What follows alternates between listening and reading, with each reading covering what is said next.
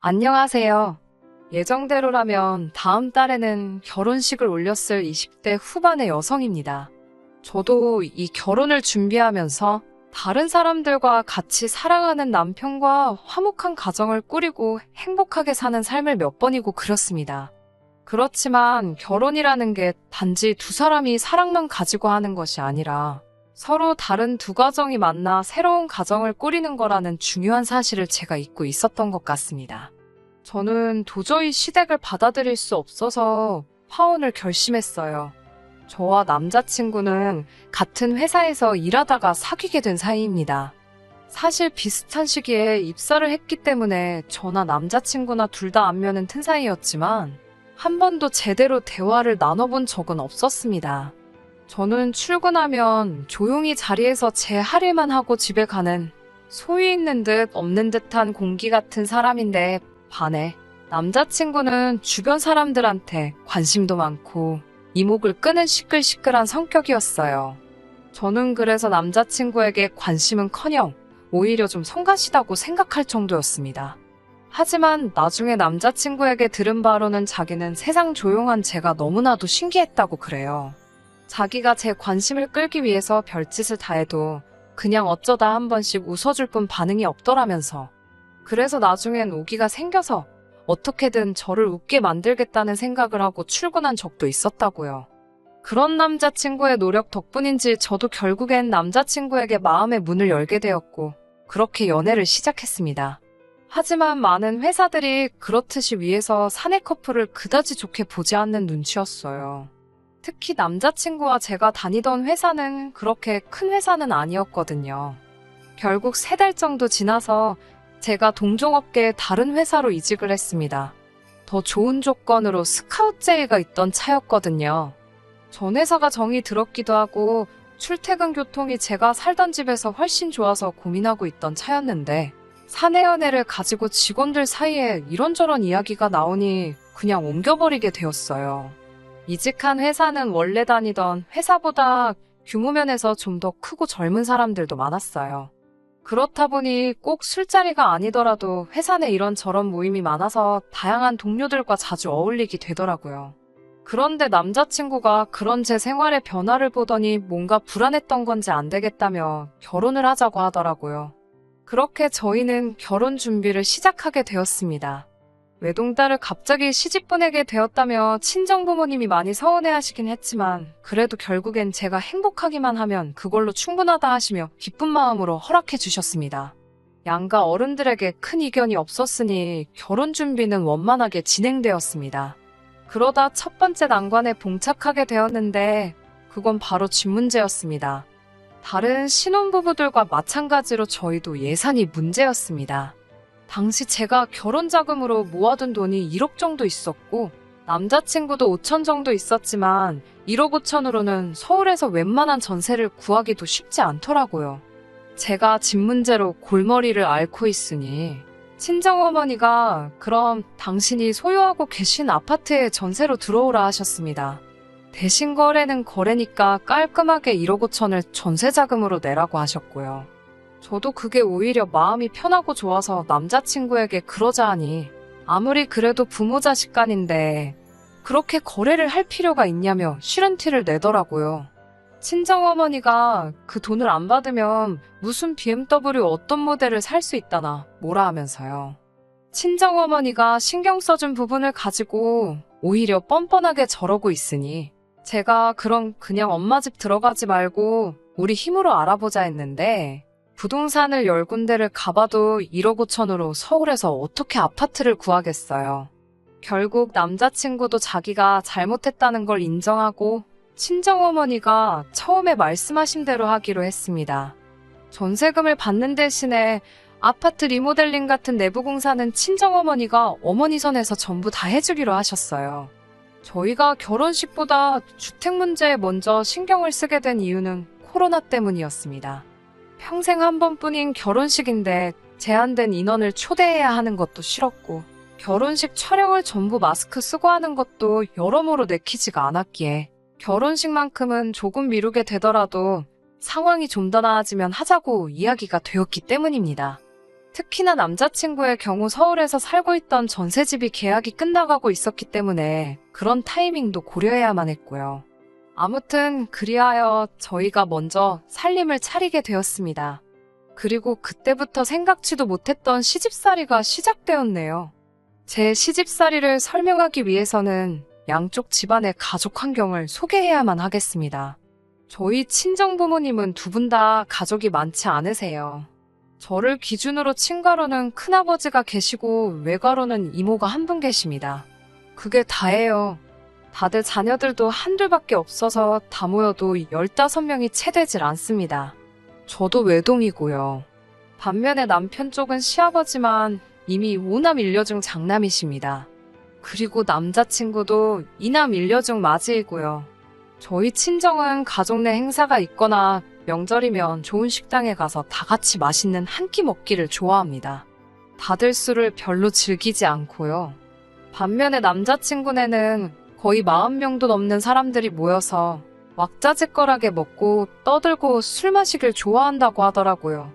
가족들끼리 한번 모여서 그렇게 하고 나면 그 가게는 그날 완전 장사 대박낸 거라고. 과장이 조금 있기는 하겠지만 정말 몇백만 원치씩 먹는다고 하더라고요. 결혼 이야기가 나오기 전에는 한 번도 가본 적이 없었기 때문에 그게 어떤 건지 가늠조차 하질 못했네요.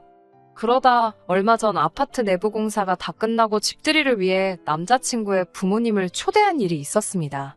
남자친구의 부모님은 어차피 결혼하면 다 한 가족으로 보고 지낼 사이인데 이참에 미리 얼굴 트면 편하고 좋지 않겠냐 하시면서 친척분들의 연락처를 저에게 보내주셨습니다. 고작 22평짜리 아파트에 좋기 30명도 넘는 사람들을 부르라니 생각만 해도 아찔하더라고요. 저는 남자친구에게 자가도 아니고 전세인데 무슨 집들이를 이렇게 크게 하냐고, 그리고 한다고 쳐도 어떻게 이 많은 사람들이 이 작은 집에 오게 하냐고 말도 안 된다고 했습니다. 하지만 남자친구는 왜 해보지도 않고 안 된다고 하냐면서 아버지가 우리 자랑하고 싶어서 그러시는 거니까 그냥 좀만 참으라고 부탁하더라고요. 그러면서 정 안 되면 시간차를 두고 오시라 하면 된다는 말도 안 되는 소리를 하더라고요. 시간차라니 예약제도 아니고 2시간 간격으로 친척분들을 한 분 한 분 모시라는 소리인가요? 도저히 말이 통하지 않아서 그럼 음식은 어떻게 하냐고 하니까 그런 건 그냥 배달시켜도 된다면서 신경 쓰지 말라고 하더라고요. 아무리 말해도 상황이 달라질 것 같지도 않고 한숨만 나왔습니다. 솔직히 가족마다 성향이 다르고 같이 시간을 보내는 방식도 다를 수 있다는 거 저도 잘 알아요. 제 방식이 옳다는 게 아니고 그분들 방식이 잘못된 것도 아니지만 아무리 생각해도 22평 아파트에, 그것도 아무리 저희 어머니 소유라지만 제 집도 아닌 새 들어 사는 전셋집에 그 많은 사람들을 불러서 집들이를 해야 한다니 말도 안 될 소리더라고요. 하지만 아무도 제 말에 귀 기울여 주지 않더라고요. 그리고 솔직히 이미 저는 속으로 이 결혼하는 게 맞나 그런 생각을 하고 있었습니다. 무슨 기회만 되면 이 모든 식구들이 모인다는 건데 생각만 해도 앞이 깜깜하더라고요. 하지만 결국 시간은 갔고 집들이 날이 되었습니다. 그래도 다행인 건 몇몇 어른들은 코로나 무서워서 못 오신다 하셔서 결과적으로 오게 된 건 시부모님 내외와 시아버지의 형제분들이 전부였어요. 그렇다고 마음에 부담이 덜해지는 건 아니었지만 그래도 한결 마음이 놓였습니다.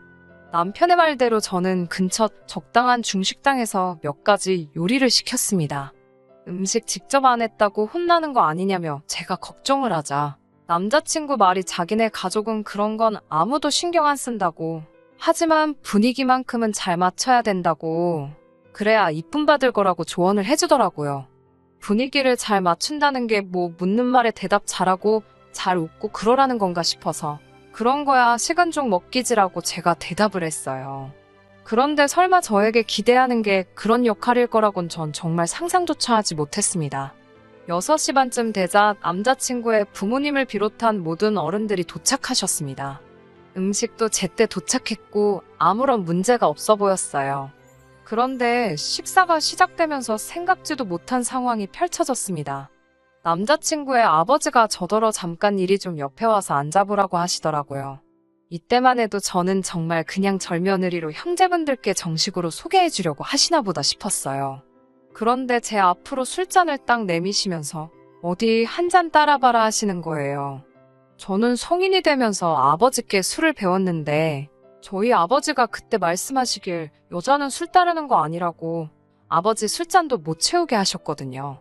그런데 남자친구 아버지가 술을 따르라 하니까 기분이 영 좋지 않더라고요. 그렇지만 원래도 술을 좋아하신다는 건 알고 있었고 또 기분이 좋아서 그러시는 건가 싶어서 그냥 싫은 티 안 내고 한 잔 따라 드렸습니다. 그러자 저보고 참 센스가 없다고 사람이 어떻게 술만 마시냐고 하시면서 안주는 어디다 팔아먹었냐고 하시는 거예요. 솔직히 이때부터는 기분이 급속도로 안 좋아졌지만 한 번만 더 참자 했어요. 앞에 남자친구 아버지의 형제분들도 계셨으니까요. 그래서 탕수육을 몇 개 집어서 남자친구 아버님 앞접시에 놓아드렸어요.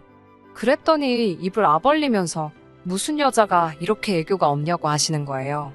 제가 순간 당황해서 벙쪄 있으니까 남자친구 어머님이 아버님께 채통 좀 지키라 한마디 하시면서 탕수육을 집어서 입에 넣어주셨어요.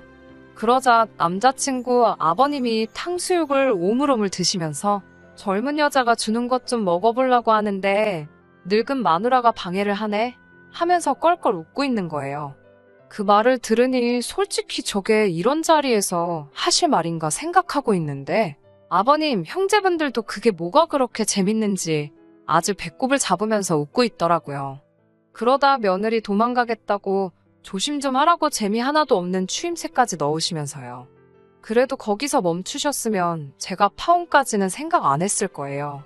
제가 너무 어색하고 불편해서 슬쩍 부엌으로 가려고 하니까 남자친구 아버님이 저더러 가긴 어딜 가냐며 저 빈잔들 안 보이냐고 얼른 옆에 가서 한 잔씩 다 따라주고 안주도 하나씩 먹여드리고 하라는 거예요. 제가 솔직히 하기 싫어서 우물쭈물 하고 있으니 아버님 동생분들이 자기들끼리 막 저를 보면서 실실 웃으며 쑥스러워서 그러냐면서 웃더라고요. 우리들은 안주 입에 안 넣어줘도 되니까 빈잔만 채우라고 하더군요. 한 분 한 분 돌아가면서 빈잔을 채우고 있는데 잔을 채울 때마다 친척분들 시선이 느껴지니 제가 마치 동물원의 원숭이가 된 기분이기도 하고 잠 받을 때마다 조카 덕에 이 나이에 젊은 여자한테 술도 받아보고 아주 출세했다고 좋다며 웃는데 접대부가 된 기분이기도 하고 한마디로 기분이 더러웠습니다. 한 바퀴 다 돌고 나서 남자친구를 살짝 불러내 이게 무슨 경우냐고 물으니까 아저씨들이 모여서 농담 따먹기 한다 생각하고 적당히 맞춰주라는 거예요. 그래서 제가 분위기 맞춰달라는 게 이런 거였냐? 아무리 자기 부모님이고 친척들이셔도 나를 막대하는 건 아니다. 서로 존중을 해줘야 하는 거 아니냐. 우리 부모님이 당신한테 이렇게 막한 적 있냐 하니까 자기 가족들은 원래 부침성이 좋아서 그렇다는 말도 안 되는 헛소리를 하더라고요. 부침성이라니 유쾌한 것과 막대 먹은 것의 차이를 모르는가 싶었습니다. 지금 생각해보면 이때 파혼하자고 했어야 하는 게 맞는데 그래도 이런 경우는 저도 처음 겪는 일이기도 하고 가풍이 다를 수도 있다는 생각도 들어서 솔직히 옳고 그름에 대한 기준이 명확치 않았어요. 정말 기분이 나빴는데 남자친구 말처럼 동시에 내가 너무 오버하는 건가 그런 생각도 들었거든요. 그런데 엊그제 남자친구 고모님 생신이라서 가족 모임에 갔다가 이 집하곤 정말로 상종을 말아야겠다는 확신에 남자친구가 바라던 대로 아주 생신 자리에서 분위기 메이커가 돼서 돌아왔습니다. 사실 결혼 전에 남자친구의 고모님 생신까지 챙겨야 된다는 게 생각지도 못했던 일이라 부담스럽고 걱정이 되었습니다. 하지만 제가 파혼을 하겠다는 다짐을 하게 된 건 단지 일가 친척의 생일을 다 챙기게 생겼다는 걱정 때문이 아닙니다. 그 자리에서 저를 대하는 남자친구 아버님의 태도 때문이었습니다. 그날은 토요일 저녁이었는데 생각했던 것보다 교통사정이 좋지 않아서 다른 사람들보다 늦게 도착하게 되었습니다. 도착하니 벌써 식사를 하신 분들도 계시고 아무튼 정신이 하나도 없었습니다. 저번 집들이 때랑은 비교도 안 되게 정말 많은 분들이 와 계셨거든요. 그 가운데서 분위기를 진두지휘하시던 남자친구의 아버님이 저 멀리서 저와 남자친구를 발견하시곤 어찌나 좋아하시던지요. 그러더니 벼랑간 저더러 이리 와보라고 하시더니 술병을 딱 손에 쥐어주시면서 저보고 돌아다니면서 빈잔 있으면 다 따라드리고 오라는 거예요. 몇몇 분들이 아니 아무리 며느리 될 사람이어도 왜 그런 걸 시키냐고 말리는데도 들은 채도 안 하고 아니 내가 내 며느리한테 술을 따르라고 시키든 춤을 추라고 시키든 당신들이 뭔 상관이냐? 하면서 고개를 돌려 저를 쳐다보면서 그리고 며느리 도리가 다 뭐야. 시아버지가 하라면 네 아버님 하고 죽는 신용도 해야지. 안 그러냐 아가야? 하시는 거예요. 그 말을 듣는데 진짜 어이가 없고 아 나를 이렇게 생각하고 계시는구나 싶더라고요. 그때야 우리 결혼하고 살 신혼집 집들이었으니 주인공이라서 그렇게 했다고 치더라도 이번에야 말로 네 하고 아버님 장단 맞춰드리면 그 순간 내 팔자는 내가 내 손으로 직접 풀지 못할 때까지 꼬아버리는 거다라는 생각이 딱 드니까 이대로는 안 되겠다 싶더라고요. 저는 술병을 다시 남자친구의 아버님 손에 쥐어드리고 저는 그런 며느리가 되어드릴 자신이 없다고 말씀드렸습니다. 그러자 남자친구가 깜짝 놀라더니 저를 잡아 끌고 구석진대로 가더라고요. 그러더니 저더러 미쳤냐며 제정신이냐고 어디 사람들 있는 데서 시아버지들 사람한테 그렇게 반응을 하냐고 친척들 앞에서 자기랑 자기 아버지 망신 줄 생각이냐고 성질을 내더라고요. 어서 돌아가서 죄송하다고 하고 애교도 부리고 해서 아버님 기분부터 풀어주라고 성질을 부리고 돌아가더라고요. 혼자 잠깐 가만히 서서 그냥 이대로 집으로 돌아가 버릴까 하는 생각이 드는 찰나에 누가 선물로 가져온 건지 샴페인 병이 하나 보이더라고요. 그래서 그 병을 집어들고 다시 안으로 들어갔습니다. 술 따르기 싫다고 한 예비 며느리가 술병을 들고 들어오니 남자친구가 아버님 귓속에다가 대고 뭔가 속삭이더라고요. 아마도 자기가 저를 잘 타일렀으니 아버님 말에 이젠 거역을 하지 않을 거다 이런 이야기를 했을 거예요. 아버님이 언짢으신 표정을 하고는 잔을 들고 제 앞으로 걸어 나와서 그래 네가 감히 어른 말을 거역해? 어디 한번 따라봐라 하는 세상 근엄한 표정을 하고 서 계셨으니까요. 그 자리에서 욕을 해버릴까 했지만 꾹 참고 샴페인병을 기울였습니다. 뻥하는 소리와 함께 코르크가 아버님 미간에 그대로 적중했고 샴페인은 그대로 압력을 이기지 못해 쏟아져 나왔어요. 저는 손가락으로 병입구를 틀어막으면서 그대로 아버님 얼굴에다가 샴페인을 뿌려버렸습니다. 사실 이미 샴페인병을 들고 오면서 이렇게 할 생각이 안 보이는 곳에 숨어서 병을 엄청나게 흔들어댔거든요. 병뚜껑에 맞아서 정신이 없는 아버님 얼굴 위로 샴페인이 흩뿌려지니 아예 정신을 못 차리시고 옆에 있는 의자에 풀썩 주저앉으시더라고요. 그대로 아버님한테는 그토록 원하던 젊은 여자가 따라주는 술맛이 어떠시냐고 비아냥대면서 물어봤어요. 마지막 한 방울까지 아버님 얼굴에 뿌리고 싶었는데 저를 말리러 뛰쳐나온 남자친구 때문에 그러진 못했습니다. 남자친구한테도 소리를 지르면서 뭐 애교를 부려서 기분을 풀어주라고. 야, 그럴 거면 차라리 개나 고양이를 키우지 왜 애완동물이 할 일을 예비며느리한테서 자꾸 난리냐고 쏘아붙였어요. 한 번이면 참겠는데 사이즈 봐서는 아무래도 이 집에 시집 오면 평생 너네 가족들 술만 따르게 생겼다고. 전세금으로 넣어둔 5천만 원은 내일 당장 보내줄 테니까 결혼은 없었던 일로 하자고 소리 지르고 그 자리를 나와버렸습니다. 얼마나 긴장을 했는지 밖에 나와서 밤 공기를 맞으니까 숨이 가빠지고 온몸에 기운이 쭉 빠지면서 한기가 돌아 몸이 벌벌 떨리더라고요. 그래도 마음 하나만큼은 후련하고 집으로 향하는 발걸음이 그렇게 가벼울 수가 없었습니다. 남자친구가 원래부터 가벼운 성격이라서 그냥 밝고 분위기 주도하는 재밌는 사람인 줄 알았는데 매너가 없는 집안에서 배워먹은 거라고는 상상도 못했네요. 그것도 집안 유전인가 봐요.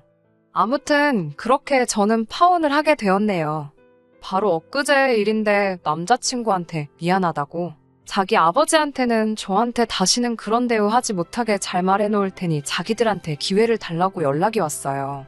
꼴랑 5천만 원 모아놓은 거 가지고 전세긴 하지만 서울에 집도 마련해서 시작할 수 있었는데 막상 포기하려니 아쉬웠는가 보죠. 제가 그 난장판을 피고 왔는데도 다시 잘해보자는 소리 나오는 거 보니까요.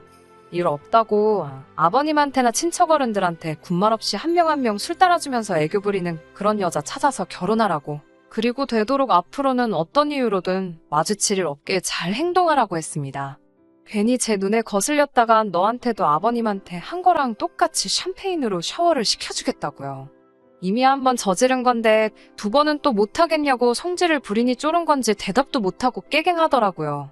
자꾸 연락이 와서 신경 쓰이기는 하는데 절대로 용서하지 않을 거고 다시 만나지 않겠다고 제 스스로 다짐하고 있습니다. 아무래도 이혼보다는 파혼이 낫잖아요. 괜히 결혼했다가 이혼녀 딱지 붙을 뻔했는데 오히려 이렇게 빨리 결단을 내려서 행동에 옮긴 제 자신한테 뿌듯하기까지 하네요. 남자친구한테 연락하지 말라는 문자 하나 보내고 차단해버린 뒤에 이렇게 사연 한번 적어봤습니다. 끝까지 들어주셔서 감사합니다. 오늘의 사연은 여기까지입니다. 구독과 좋아요, 알람 설정 부탁드리고 더 좋은 사연으로 다시 찾아뵙겠습니다. 감사합니다.